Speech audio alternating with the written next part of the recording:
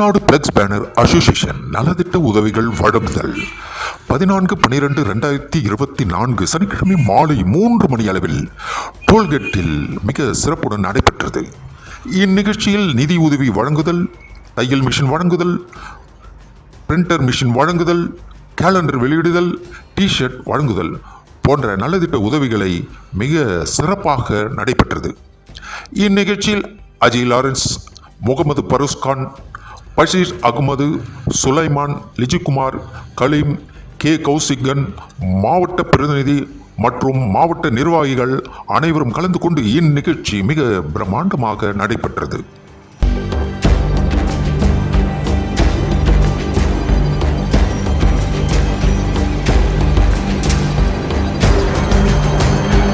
இதுபோல் உங்கள் விளம்பரங்களை நமது மெட்ரோ ஜங்ஷன் யூடியூப் சேனலில் செய்ய வேண்டுமா?